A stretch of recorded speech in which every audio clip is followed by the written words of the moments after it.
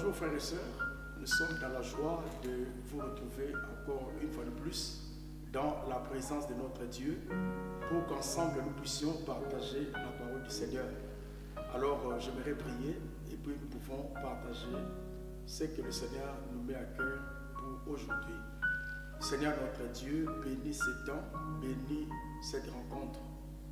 Nous prions pour que le Saint-Esprit nous guide, que le Saint-Esprit apporte la lumière dans tout ce qui sera dit, pour que la foi soit fondée sur la parole de Dieu et non sur la sagesse des hommes. Merci Esprit de Dieu de nous conduire jusqu'à la fin dans toute la vérité. Nous te bénissons et que le nom de Jésus soit glorifié. Seigneur, merci. Au nom de Jésus, nous avons prié. Amen. Amen. Nous allons prendre aujourd'hui Joël chapitre 2. Nous allons lire le verset 25 au verset 26. Voici ce que la parole de Dieu nous dit dans le livre de Joël, chapitre 2, verset 25 à 26. Le Seigneur Dieu dit, « Je vous remplacerai les années qu'ont dévoré la sauterelle, le Gélec, le Asile et le Gazam, ma grande armée que j'avais envoyée contre vous. Vous mangerez et vous vous rassasierez. Et vous célébrerez le nom de l'Éternel votre Dieu qui aura fait pour vous des prodiges. Et mon peuple ne sera plus jamais dans la confusion. » Le verset 28. Après cela, je répandrai mon esprit sur toute chair. Vos fils et vos filles prophétiseront, vos vieillards auront des songes et vos jeunes gens des visions. Alors nous bénissons le Seigneur notre Dieu pour ce temps de partage de la parole de Dieu. En fait, j'aimerais parler de la compensation divine. Compensation divine. C'est ce que j'aimerais parler, ou peut-être pour être plus simple, le perte réparé, ou réparation pour des années de perte. Donc, en un mot, compensation divine.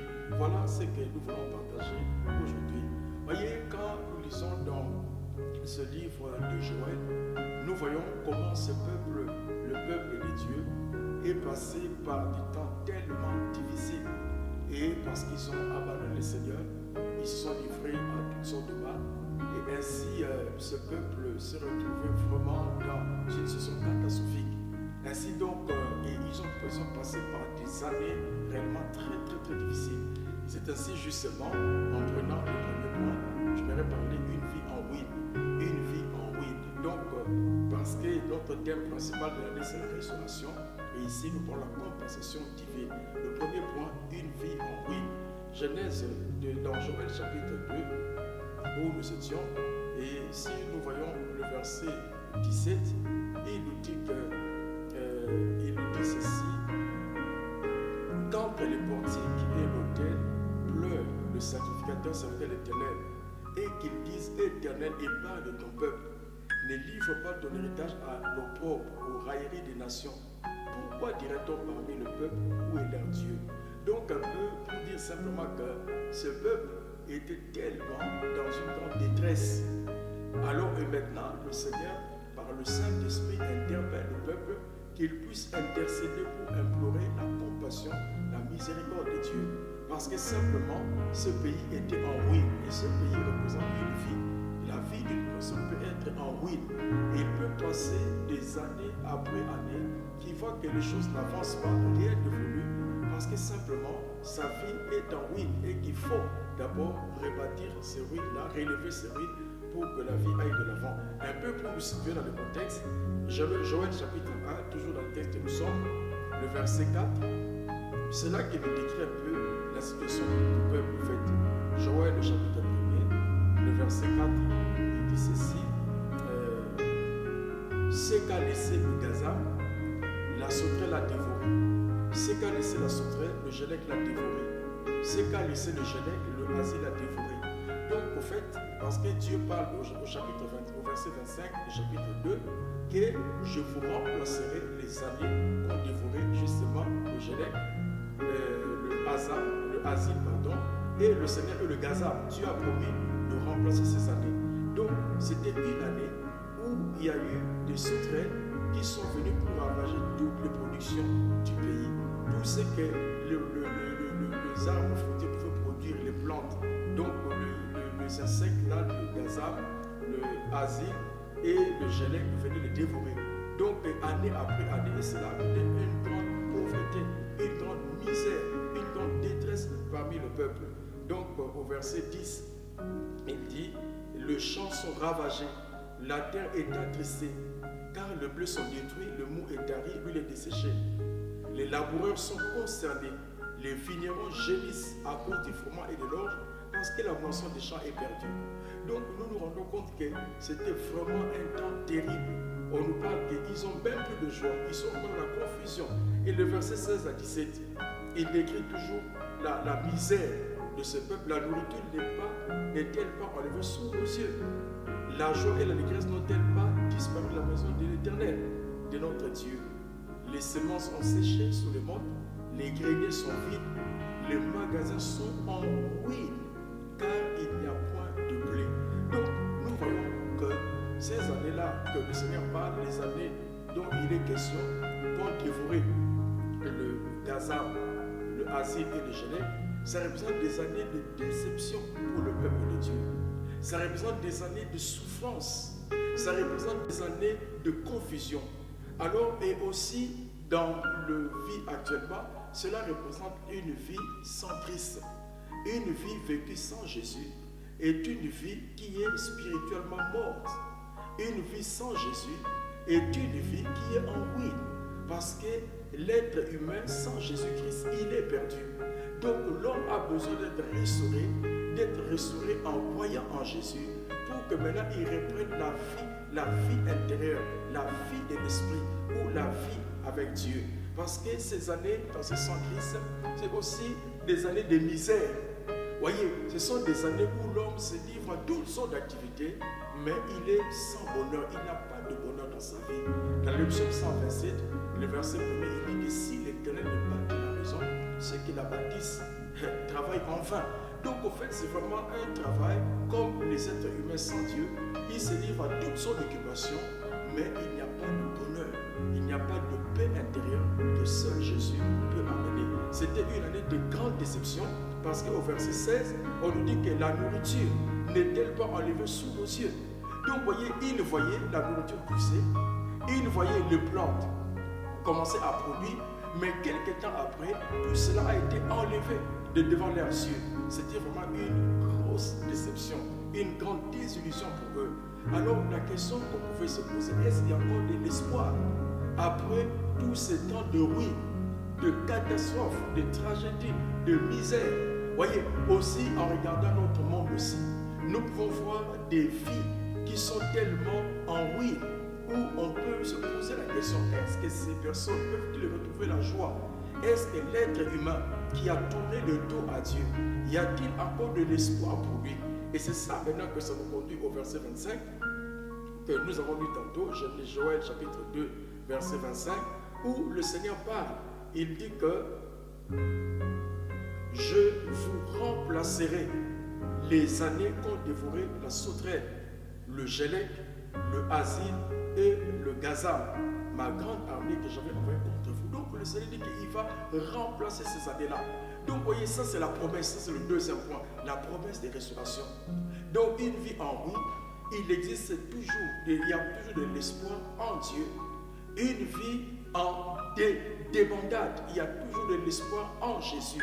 C'est-à-dire que Dieu fait la promesse de restaurer une vie en débandade, une vie en ruine, une vie détruite. Dieu fait la promesse de la restaurer parce qu'il dit je vais remplacer. Donc c'est ça que nous parlons de la compensation divine. Dieu peut compenser les années perdues parce que celui qui croit en Jésus, Dieu met en lui la vie de Dieu. Il commence à vivre, il commence une nouvelle vie, mais en Dieu. Il dit je vous remplacerai les années pour dévorer la sauterelle. Alors, qu'est-ce que nous devons comprendre par là? Les années, nous savons que les années perdues ne peuvent plus revenir. C'est comme l'eau qui va se jeter dans l'océan. L'eau ne va plus revenir en arrière. Il part. Nous aussi, les années passées passent. Nous ne pouvons pas retourner. Mais quand Dieu parle de remplacer les années perdues, c'est simplement de comprendre que ces productions que le peuple n'a pas pu avoir, que le sauterelle, ont dévoré, ont détruit, alors Dieu maintenant parle qu'il va remplacer. Ça veut dire que Dieu va leur donner une production tellement abondante qui feront que ce qu'ils ont perdu soit compensé par la quantité qu'ils auraient et que cela va faire oublier ce qu'ils ont commis comme perte. Cela va même remplacer, combler les pertes qu'ils ont subies pendant les autres années. Et c'est ce qui se passe quand quelqu'un croit en Jésus. Le Seigneur Jésus qui se vient dans la vie de la personne. Les années perdues là, le Seigneur ne va pas ramener ces années perdues. Non, il commence une nouvelle vie. Mais maintenant, cette personne-là, Jésus-Christ va tellement combler sa vie. Parce que quand quelqu'un croit en Jésus, Jésus qui est mort pour nos péchés, qui est ressuscité, lui qui est le Seigneur de l'univers, dès qu'une personne croit en Jésus, Dieu, le Saint-Esprit, habite en lui. Donc, en d'autres mots, le ciel est dans le cœur de la personne. Cette personne est tellement comblée que les pertes qu'il a subies en vivant sans Christ n'est rien en comparaison de la présence de Dieu, le Saint-Esprit en lui. Donc, voyez, Dieu est celui qui ressort nos vies. Dans Jean, chapitre 10, le verset 10, le Seigneur Jésus-Christ dit ceci: le voleur ne vient que pour dérober, égorger et détruire. Mais moi, je suis venu afin que le brebis ait la vie et qu'elle ait en abondance. Et au verset 11, il dit: je suis le bon berger. Donc le Seigneur Jésus, il est celui qui restaure nos vies. Il les restaure à partir de Dieu, le Saint-Esprit. Le Seigneur Jésus-Christ, il est la parole de Dieu. Il est Dieu qui a pris la forme humaine, qui est venu dans ce monde mourir pour nos péchés. Et 3 jours après sa mort, il est ressuscité. Il est retourné d'où il est venu. Maintenant, pour ceux qui croient en lui comme leur sauveur, il leur donne le Saint-Esprit. Maintenant, à partir de Dieu, le Saint-Esprit, le Seigneur Jésus restaure les vies. Il dit: les voleurs, c'est le diable. Il vient que pour dérober, égorger et détruire. Les vies en lui sont simplement le résultat de l'œuvre du diable. À partir du péché, Satan, le diable, a trouvé le pouvoir pour ruiner beaucoup de vies, pour ruiner beaucoup de familles, pour ruiner beaucoup de mariages. Mais Jésus-Christ dit: il est venu pour que ceux qui croient en lui aient la vie et qu'elles aient en abondance. Donc la restauration. Jésus-Christ est prêt à restaurer.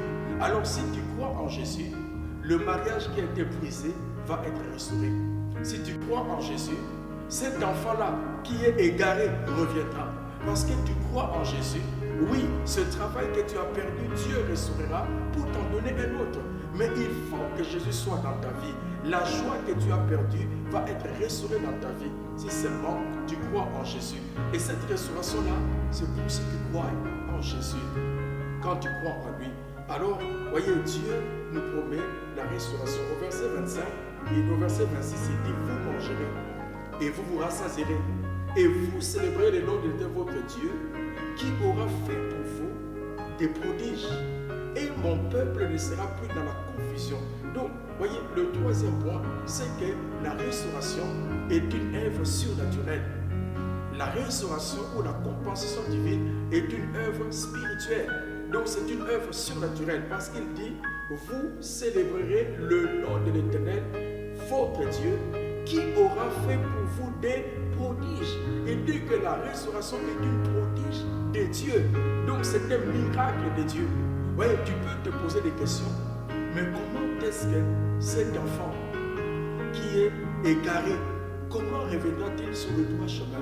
Écoutez, ce n'est pas par la force humaine, ni par la sagesse humaine. La Bible dit que ce n'est ni par la force, ni par la puissance, mais c'est par mon esprit de l'Éternel des armées. Zacharie, chapitre 4 et le verset 6. Nous savons que Marie, quand l'ange est venu pour lui dire que tu seras enceinte, et tu vas enfanter un fils, tu lui donneras le nom de Jésus. Mais Marie dit: mais moi je ne connais pas d'homme. Comment cela se fera-t-il? Dans Luc, au chapitre 1, le verset 35. Mais le verset 37, je vais peut-être le dire rapidement. Luc, chapitre 1, verset 35, l'ange lui répondit: le Saint-Esprit viendra sur toi, et la puissance du Très-Haut te couvrira de son ombre. C'est pourquoi le saint enfant qui naîtra de toi sera appelé fils de Dieu. Donc ici on parle de la conception miraculeuse. Nous savons que Jésus-Christ est venu dans ce monde d'une manière miraculeuse. sans que Marie puisse connaître donc elle s'est trouvée enceinte. La Bible dit par la puissance ou par la vertu du Saint-Esprit.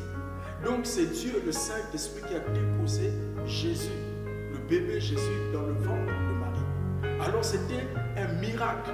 Donc sans connaître donc Marie a pu enfanter. C'était un grand miracle. Et Marie a posé la question, là je comprends cela se fera. On lui dit c'est le Saint-Esprit qui le fera. Voyez, et au verset 37, toujours dans Luc 1, il dit car rien n'est impossible à Dieu. Donc nous devons nous attendre à Dieu pour vivre la restauration. La compensation divine, les années perdues, Dieu peut le restaurer. Dieu peut restaurer les productions, les efforts vains que nous avons fournis, que nous n'avons rien reçu, les déceptions du passé. Dieu peut remplacer ces années de déceptions, des pleurs, des confusions. Dieu peut tellement combler notre vie par sa grâce, par sa présence, que nous allons oublier les douleurs du passé, les douleurs que nous avons connues avant. Vous savez, quand la lumière arrive, les ténèbres disparaissent. Donc, au fait de la restauration, puisque c'est une œuvre surnaturelle, ça veut dire Dieu seul peut restaurer cela. Dieu, alors, quand il accomplit la restauration, c'est comme la lumière, là où il y a les ténèbres. Et quand la lumière vient, la joie vient. Quand la lumière vient, la productivité reprend. Quand la lumière vient, c'est la fête. Donc, vous voyez, c'est ça aussi ce que Dieu dit à ses peuples. Il dit, je vais remplacer les années qu'ont dévoré les sauterelles. Il dit, le gélec, le asile, le gazam. Dieu dit, je vais les remplacer pour vous. Et mon peuple sera dans la joie. Donc, c'est par la puissance de Dieu. Par la puissance de Dieu. Voyez, une vie qui est en ruine. Quelqu'un qui est perdu. Une personne sans Jésus-Christ, la Bible dit, il est sans espérance, il est sans Dieu dans le monde. Il est perdu dans ses péchés. La question qu'on peut se poser, est-ce qu'il y a encore de l'espoir pour cette personne? Mais oui, il y a encore de l'espoir. Tant que la personne n'est pas morte, il y a encore de l'espoir. Jésus-Christ peut se révéler à cette personne. Il faut lui parler de Jésus. Et il faut prier pour lui. Et quand la personne reçoit Jésus, alors il y a une restauration qui va s'opérer dans sa vie. Jésus-Christ va entrer dans son cœur par Dieu le Saint-Esprit. Et la Bible dit que cette personne va passer de la mort à la vie de Dieu. Donc, voilà, troisième point, pour conclure, et pour assurer notre restauration. Que devons-nous faire pour assurer notre restauration? Nous avons commencé de parler une vie en ruine. Ça veut dire qu'une vie qui est complètement dans la destruction. Une vie qui est perdue. Comme le peuple d'Israël, tout était perdu. Toute production était vaine, était perdue, était dévorée par l'ennemi. Mais il y a eu une promesse de Dieu, la promesse de restauration. Jésus-Christ, il est le restaurateur des vies. Il est le restaurateur des couples. Il est le restaurateur de famille. Il est le restaurateur dans tous les domaines de la vie, de la santé. Il suffit seulement de tourner son cœur vers Jésus, de lui faire confiance, de faire appel à lui. Le Seigneur Jésus ne va pas décevoir ceux qui se tournent vers lui. Alors à qui la promesse adresse-t-il? Donc nous comprenons que la promesse dans Joël chapitre 2, le verset 12, Joël chapitre 2, le verset 12, il dit ceci: maintenant encore dit l'Éternel, revenez à moi de tout votre cœur, avec des jeûnes, avec des pleurs et des lamentations.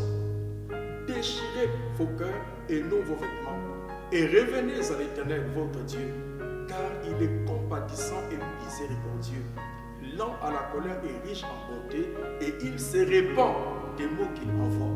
Voyez, le Dieu qui a créé les cieux et la terre, le Dieu créateur de tout l'univers, c'est Dieu qui a pris la forme humaine qui est venu dans ce monde, Jésus-Christ. Il est mort pour nos péchés, il est ressuscité. C'est Dieu nous a envoyé son esprit. Il est venu dans nos cœurs sous forme de l'esprit de Dieu, le Saint-Esprit dans nos cœurs. Et c'est Dieu-là, il est celui qui restaure ceux qui se tournent vers lui. Et il montre comment il faut se tourner vers Dieu. Il parle de la repentance. Donc des personnes qui veulent vivre la restauration doivent se repentir. Nous voulons la restauration sur le plan personnel, il faut la repentance. La restauration sur le plan du couple, il faut la repentance. La restauration familiale, il faut la repentance. La restauration dans les affaires, il faut la repentance. Cette repentance-là doit s'accompagner de la foi en Dieu. la repentance doit s'accompagner toujours de la foi en Dieu. Donc c'est ça qu'au chapitre, au verset 12 là, il est en train de revenir à Dieu de tout son cœur. Ça veut dire de se repentir de tout son cœur, de se repentir profondément. Alors pour eux, cette parole-là, pour le peuple d'Israël, Dieu dit que s'ils se repentent, toute la nation se répand. Joël 2, 25, il dit que je vous remplacerai ces années. Je vais amener une grande production qui va tellement combler, qui va être une compensation des pertes que vous avez subies les autres années. Dieu peut pourvoir tellement dans votre vie d'une manière extraordinaire. Il peut vous accorder tellement une grâce qui va tellement combler votre vie que vos deuils, vos souffrances, vos échecs vont être oubliés, vont être absorbés par toutes ces bénédictions dans lesquelles Dieu va combler votre vie. Alors Matthieu chapitre 4 verset 17, la Bible dit, dès ce moment, Jésus commença à prêcher, à dire, repentez-vous car le royaume de Dieu est proche. Il dit, il faut vous repentir parce que le royaume de Dieu, le règne de Dieu est la solution à vos problèmes. Le règne de Dieu, c'est ça qui va amener la restauration dans vos vies. Alors pour cela, il faut se repentir. Et le peuple, quand il se repent, alors ils vont expérimenter la restauration divine. Donc nous avons besoin de recevoir Jésus. Celui qui n'a pas Jésus dans sa vie, celui qui est un païen, ça veut dire celui qui n'a jamais cru en Jésus, comme son Seigneur et son Sauveur, sa vie n'est pas restaurée. La vie ne peut être restaurée que quand on croit en Jésus, qui est mort pour nos péchés, qui est ressuscité et qui est le Dieu vivant. Celui qui croit en Jésus, le Saint-Esprit vient à lui et il va restaurer sa vie. Le Saint-Esprit restaure si tu as déjà cru en Jésus. Mais tu vois que ta vie semble être en oui. Ta vie semble être une oui.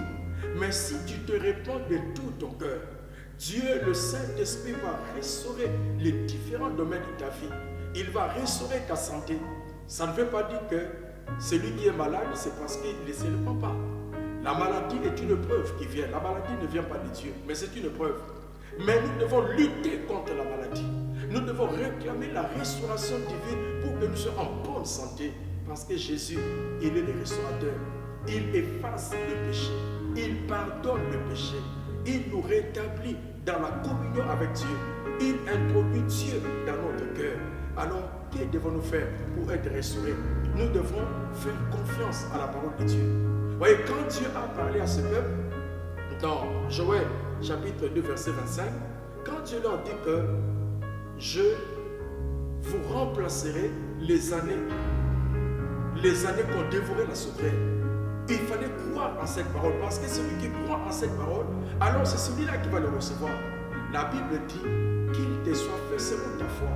Dans Matthieu chapitre 9 verset 29, le Seigneur Jésus-Christ a parlé à ses aveugles. Il dit qu'il vous soit fait selon votre foi. Donc il nous sera toujours fait selon notre foi. Si nous croyons que Dieu est celui qui va restaurer notre vie, si nous croyons à la compensation divine, alors la Bible dit il vous sera fait selon votre foi. Dans la vie, tout est fait selon ce que nous croyons. Si nous croyons négativement par rapport à ce que les gens disent, mais c'est cela qui va être notre vie. Mais si nous croyons en la parole de Dieu, que les choses nous seront faites selon ce que Dieu a dit, alors il sera ainsi pour nous. Donc, nous devons nous engager à servir Dieu, à chercher le royaume de Dieu. Dans Matthieu 6,33, cherchez premièrement le royaume et la justice de Dieu, et toutes choses vous seront données par-dessus tout. Nous devons continuer dans la prière. Nous devons persévérer dans la prière. Dans Actes chapitre 2, verset 42, la Bible dit il persévérait dans la prière. Donc il faut persévérer dans la prière. Il faut continuer à prier. Et dans Hébreux 10, 25, nous devons rester fidèles dans la maison de Dieu. Il dit n'abandonnons pas notre assemblée comme la coutume de quelques-uns. Donc nous devons rester fidèles, peu importe les circonstances, fidèles à l'église de Dieu, fidèles dans la parole de Dieu, rechercher le royaume de Dieu, nous donner dans la prière et surtout avoir un cœur repentant. Alors là, nous verrons la promesse se réaliser pour nous. Et Dieu ajoute encore une promesse plus grande. Au verset 28, il dit, je répandrai sur vous mon esprit. Une promesse encore plus grande. Dieu va remplir nos vies, nous remplir de l'Esprit Saint. Parce que le Saint-Esprit est la clé pour la réussite dans la vie. Dieu, le Saint-Esprit, avec nous. Donc, en conclusion, pour dire que, en donnant à son peuple repentant des récoltes plus importantes que ceux que les terres pourraient naturellement donner, Dieu pourrait leur rendre, pour ainsi dire, tout ce qu'ils auraient eu si le sauterelle n'était jamais venu. Donc, écoutez, je conclue encore là, en donnant à son peuple repentant des récoltes plus importantes que ce que la terre pourrait naturellement donner, Dieu pourrait leur rendre, pour ainsi dire, tout ce qu'ils auraient eu si les sauterelles n'étaient jamais venus. Dieu est le Dieu de restauration. Il est le Dieu qui répare ce qui est détruit. Il est le Dieu qui ramène la joie dans les vies, dans les cœurs. Il relève et répare les vies en ruine pour que cette vie prouve le bonheur. Seigneur notre Dieu, bénis ta parole. Que cette parole reste dans les cœurs. Que ceux qui n'ont pas Jésus, qu'ils le reçoivent comme Seigneur et Sauveur. Que ceux qui sont égarés se répandent profondément pour recevoir la restauration dans chaque domaine de vie. Bénis tous ceux qui écoutent ce message et qu'en toi, qu'ils soient restaurés dans tous les domaines de leur vie. Nous te bénissons. Au nom de Jésus, nous avons prié. Amen. Dieu vous bénisse et bonne journée. Amen.